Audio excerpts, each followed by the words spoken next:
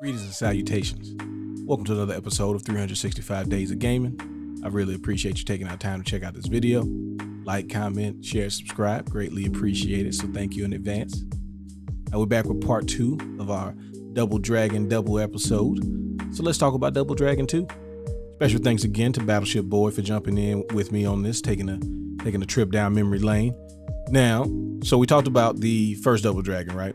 And all of the good things that it did. But then we get to Double Dragon 2. And Double Dragon 2 is better than Double Dragon in every way, shape, or form. I mean that in the best way, in the sincere, like not throwing shade at the first one, but just letting you know that like this was an improvement in every way, shape, or form.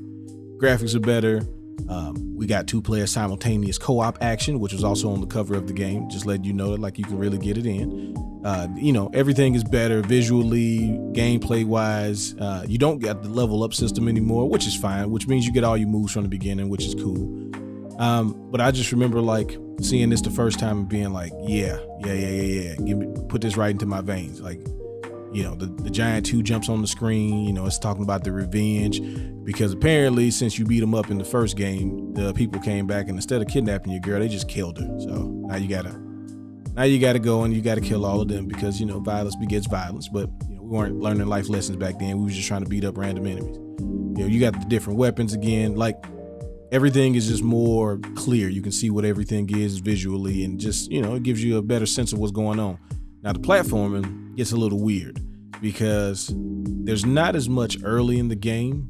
There's just a lot of like jump from this spot to this spot, but there's not a lot of enemies waiting to knock you back in the hole and things like that. But you can throw enemies off the stage and stuff and kill them real fast.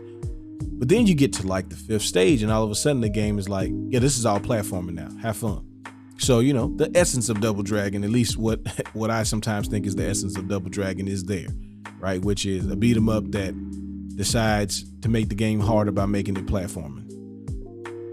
But it's also like one of my favorite co-op games from back in the day because, before Streets of Rage, if you had asked young Darius what's the best beat 'em up game, I probably would have said Double Dragon 2. Obviously Double Dragon 3 it's its own thing, and I'm pretty sure there's a bunch of people who like Double Dragon 3 more, and I get it. It's got a lot more stuff. It's getting the most out of the NES, but for me, I'm 75% nostalgia. When I talk about games, as far as rating them, it's usually about which one I have more nostalgia love for, not actually which one is technically better. Even though I can recognize things are better, I still have to go with things that I enjoyed more as a kid.